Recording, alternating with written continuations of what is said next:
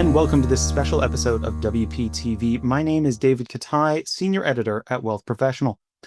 Liquidity events, or money in motion events, are those moments when the rubber really hits the road for an advisor. When a client sells their business, or comes into an inheritance, or buys or sells a house, they get married, they get divorced, they send their kids to college, or there's just a significant change in wealth that needs to be managed. The tax implications are varied. The impacts on the financial plan can be immediate and they can be challenging. Thane Stenner is an expert at these moments. Thane is the Senior Portfolio Manager and Wealth Advisor at Stenner Wealth Partners Plus of Canaccord Genuity Wealth Management. He joins us today to talk through how he approaches these crucial moments. Thane, thank you for joining us today. My pleasure, David.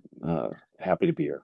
So, Thane, let's start with, broad defining of terms. How do you define a client liquidity event? Well, basically, it implies, so it's a great question. It implies something where there's a larger than normal cash inflow from either a sale of a business, an inheritance, possibly an insurance payout, whether somebody's taken their private company public through an IPO, or there's an M&A transaction where a C-suite executive is already CEO, chairman of a publicly traded company that now has a takeover offer, and there's various pre-planning that kind of goes into it. But bottom line is it's kind of like a larger than normal cash inflow from a larger type of event. Mm-hmm. So you've listed a wide range of circumstances and a lot of different incomes, outcomes, whatever. What is your general approach to these incredibly varied events? Firstly, I'd say that the earlier that the recipient is likely to be receiving, let's just use a business sale as an example, the earlier we get involved to pre-planning typically allows us to optimize the after-tax proceeds and sometimes even the total pre-tax proceeds as well.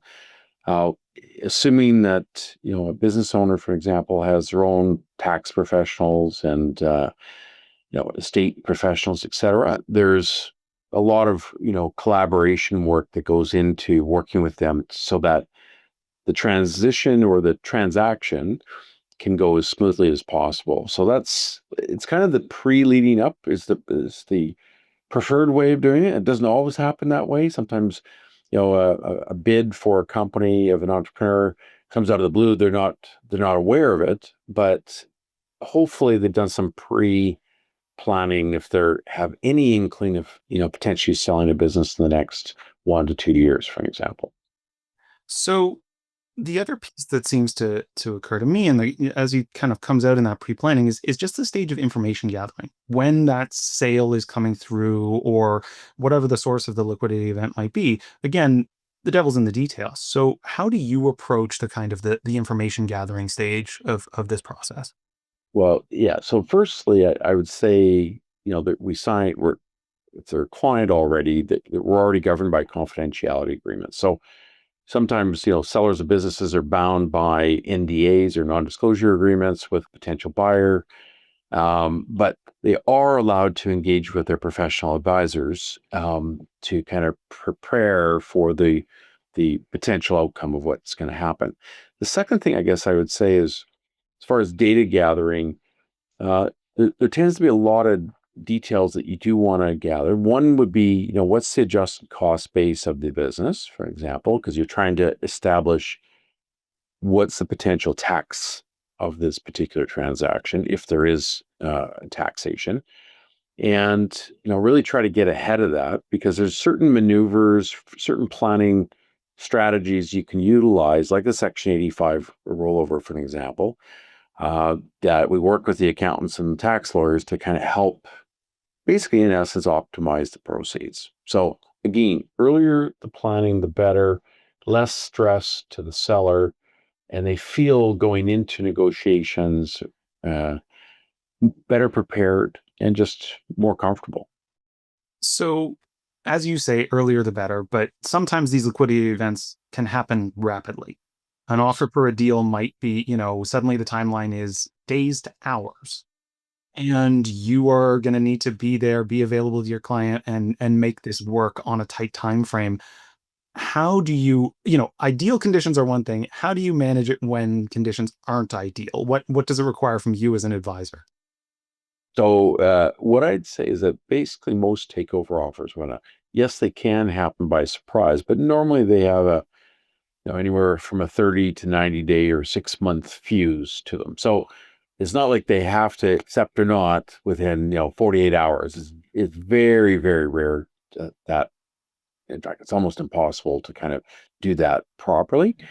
What they may end up doing is agreeing in principle to something or sign the letter of intent, with the buyer, and then real negotiations kind of begin, and then a lot of the heavy lifting really comes in. But in order to do it right, you probably need a good 3 months minimum planning to just to make sure you're not leaving anything off the table, and that in essence, you're not overlooking something that can come back and bite you. And you want to try to minimize regret, right? At the end of the day, if you're selling a business, you want it to go smoothly. And so there's, there's always a little bit of pushback, but the sooner that the wealth owner kind of tells their advisor, or tells us, for example, that they're kind of getting ready or they're in discussions. In fact, we've got one right now with a client in Ontario. They went through an auction process. They shortlisted down to 3 potential bidders, letters of intent. Out of like 17, he whittled it down to 3 strategic ones.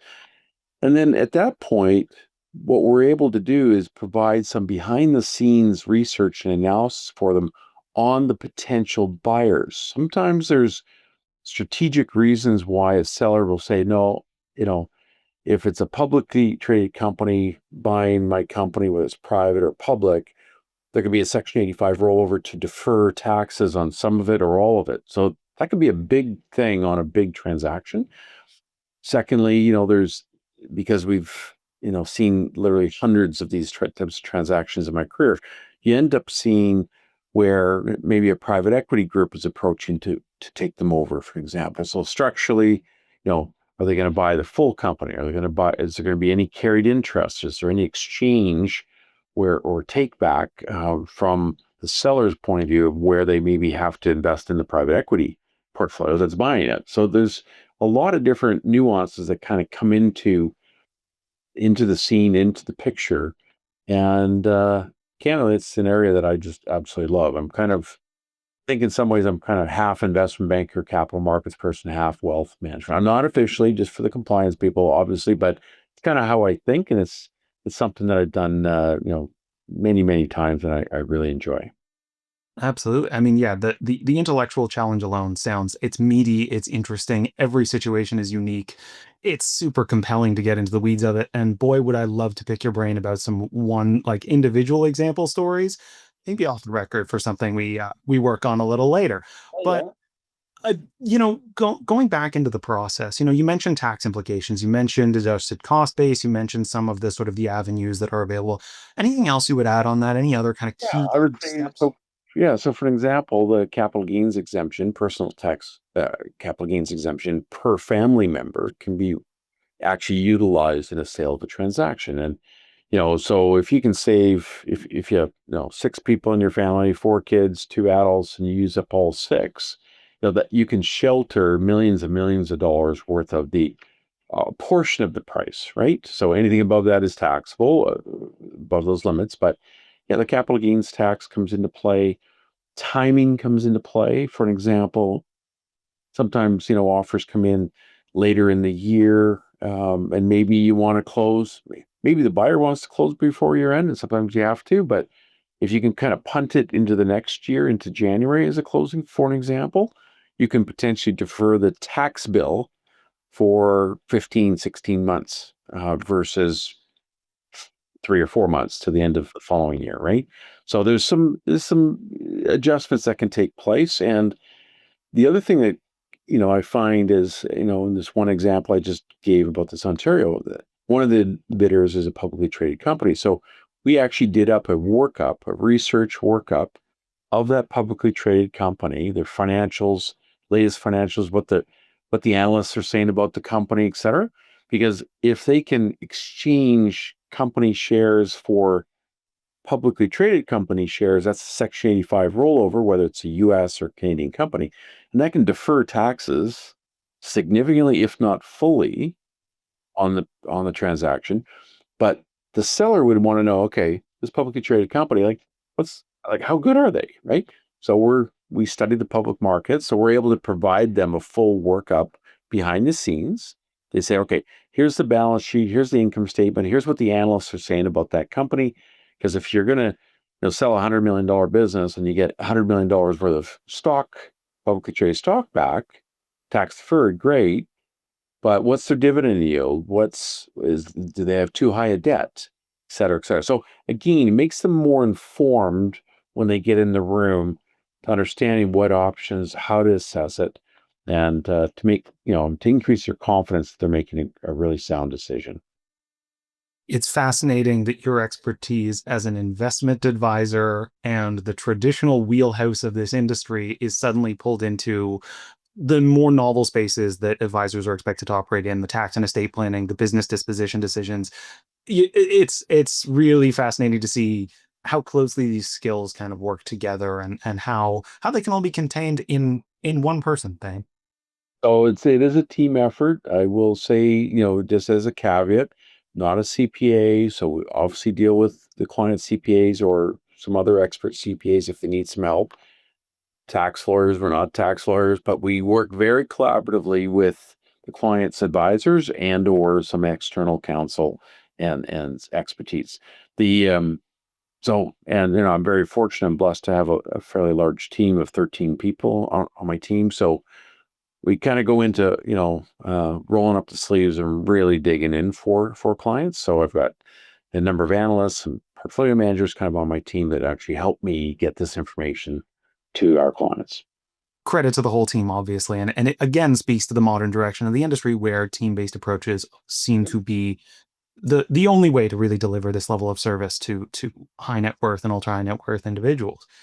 Now, there are other liquidity events beyond just the sale and disposition of a business. So, one of them, and we're encountering it a lot now, is inheritance. We're in the middle of the intergenerational wealth transfer.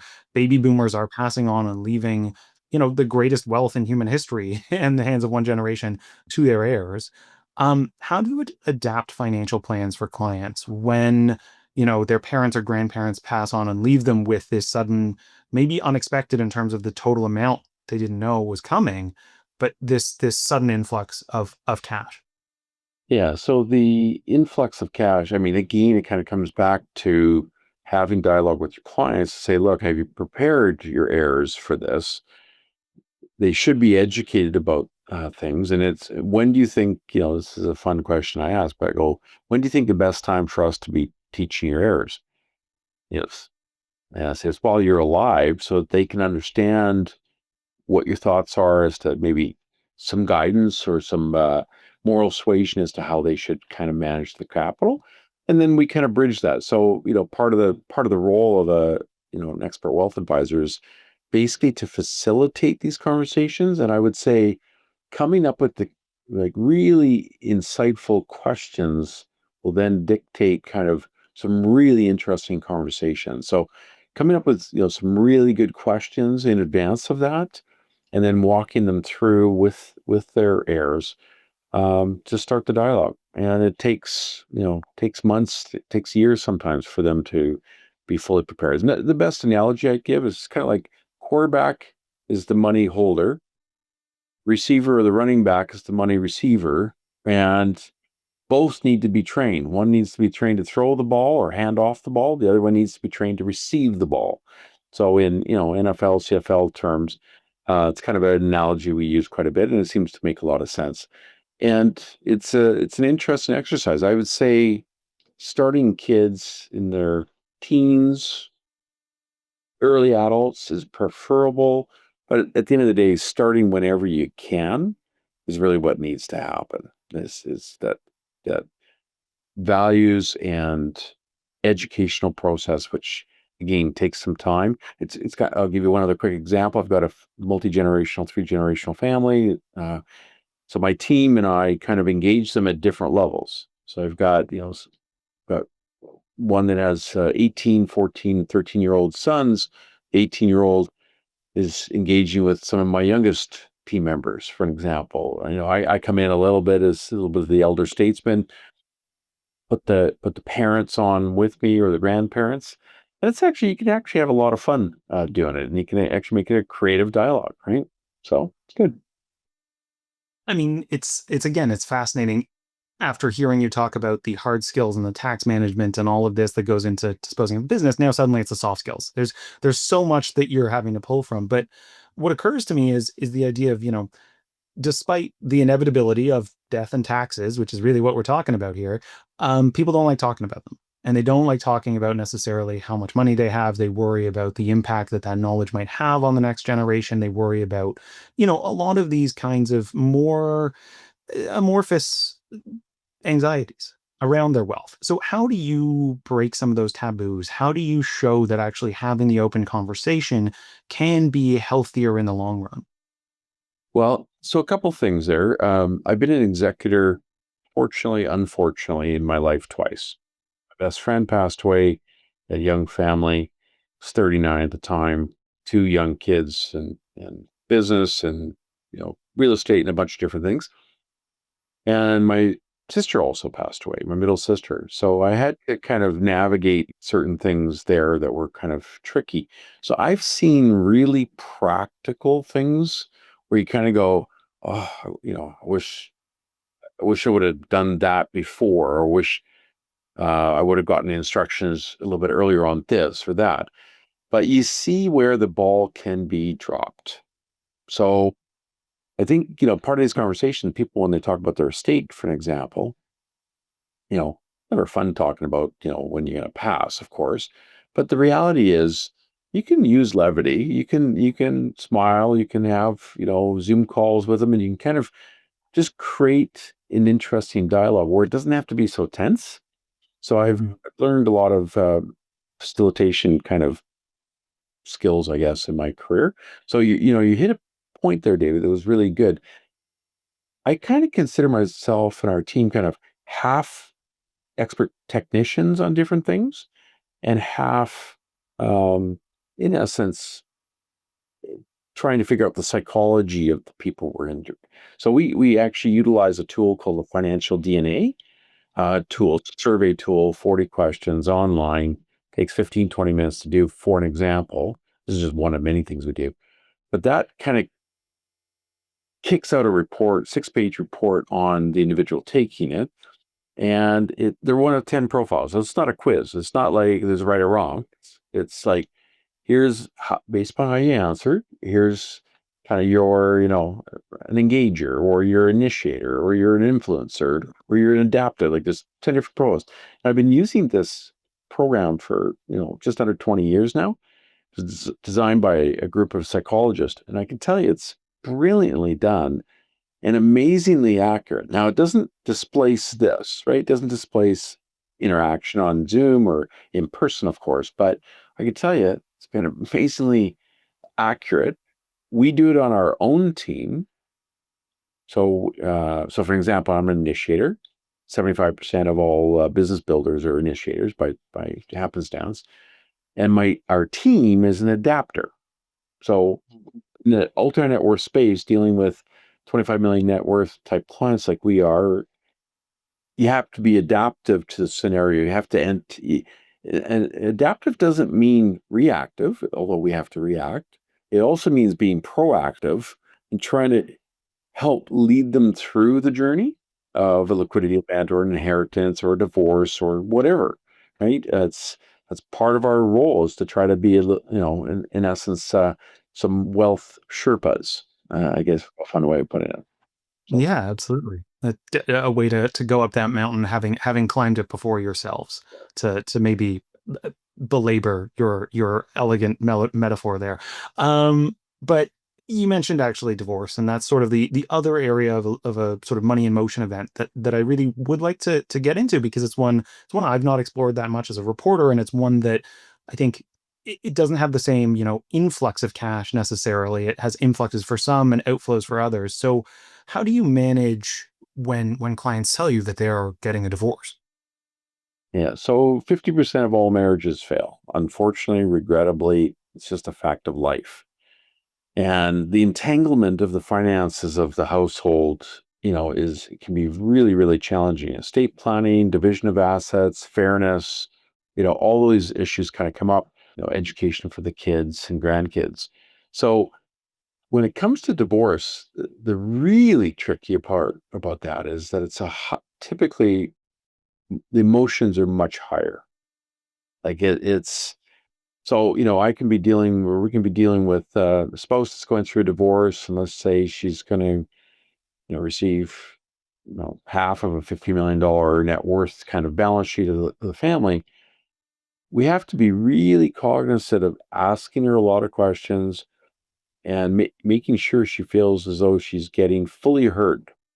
So, and we got to really make good notes so that when we circle back later and we develop a new wealth plan for her, for example, because she's now on a new path, then basically we have to tie those points back in, both verbally, in writing, emotionally, to actually, so she understands, yes, I'm now pivoting to a new pathway in my life, but it's fraught with emotions, which can be really tricky navigating, to be candid.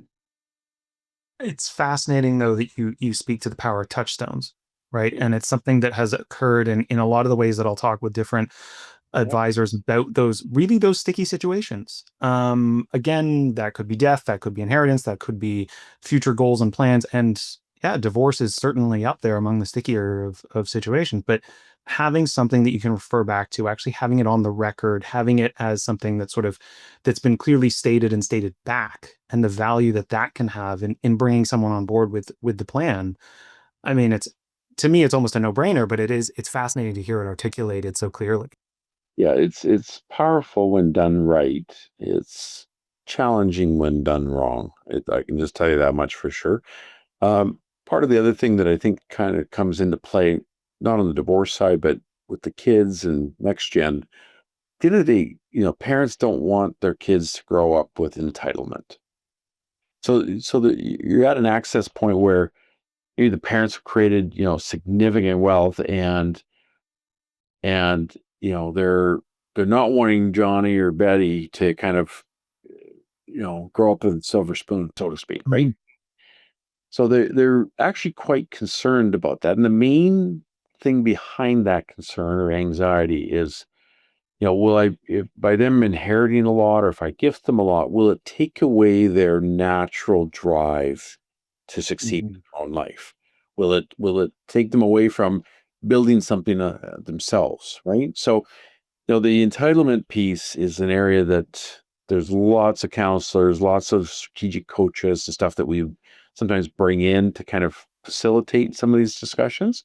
There's some really, really good ones on a global basis. And it's particularly important when the level of wealth is, if a family's way, way up on the wealth curve, 50, 100, 500 million plus billion status, the wealth, in my book that I wrote back in 2001 called True Wealth, wealth tends to amplify personalities, the good and the bad. So somebody that's kind of kinder, generous, if they become extremely successful, they tend to be even more philanthropic and more giving, right? And the opposite can also be true. You can get the opposite type of personality that they become even more miserly. It will be as simple Mhm. as putting it. But at the end of the day, it really comes back to trying to find out what their values and marry the values to whatever liquidity event occurs or whatever's going on, money motion event in their lives. Mhm. Mhm. Yeah. There's the other piece, which is, and in some ways you've touched on it a lot already, but speaking generally about these money emotion events, when advisors are approaching them, what are kind of the common mistakes you'll hear from them or you'll see them making, especially newer advisors who are maybe dealing with some of these situations or dealing with this echelon of clients for the first time in their careers? Yeah, I would say there's a lot of missteps early on, for a few reasons. One, they're trying to prove themselves technically so much that they stay in the word speak of the wealth management industry and a lot of technical stuff. At the end of the day, people are people and they need to be spoken to and, break things down, simplify, and help them just relate to what you're talking about versus using a lot of acronyms and buzzwords of the industry. And then secondly, if they don't cross over to the values part or the personality part of the families, the different personalities and dynamics, they're it's going to be very difficult for them to connect and candidly win the business. Because a lot of times what ends up happening is an entrepreneur goes through, or husband and wife go through a major liquidity event or preparing for it, and they feel like they've outgrown their existing advisor. It's one thing to have, a portfolio of a couple $1 million, but let's just say they go through a liquidity event after, 25 years of running the business and it's for $100 million.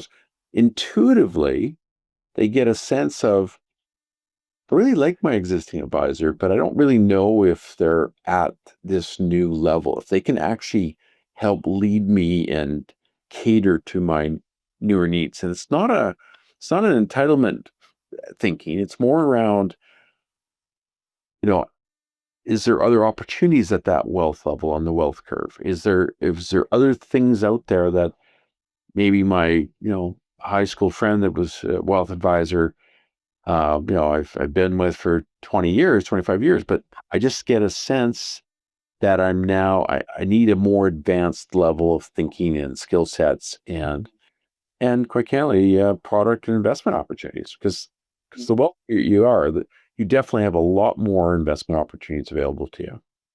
Yeah, absolutely. So the other piece, and we may have already kind of hinted at this when we talk about the intergenerational wealth transfer, but why is it so important for advisors and the whole industry to really be looking at liquidity events now? Why do they need to learn from your expertise right now? We've got a huge demographic shift taking place, right? You've got like literally the tip of the spear on the baby boomers just starting to arrive. And the amount, like we're talking trillions and trillions of dollars are going to shift from one generation to another here over the next 10, 20 years. So if you're not equipped to have some of these conversations or to understand the questions you should be asking, and you're going to miss out. And quite candidly, other people are going to win the business. Or actually, even more importantly, you're either maybe not going to win the business, but in the same token, you may lose the relationship because you haven't kind of kept up with their situation and your credentials and your ability to actually engage at a much higher level. So with that somewhat ominous outlook, as a final question, what do you hope other advisors and the wider industry, firms, dealers, even the regulators take from your approach and the way you're handling these moments in your clients' lives? You have to become a better listener because at the end of the day, if you're listening way more and you're asking better questions, you're going to draw out from your clients what they're going through. One of the worst scenarios I remember about 20 years ago, I had a client of mine, I missed asking him certain questions about his business.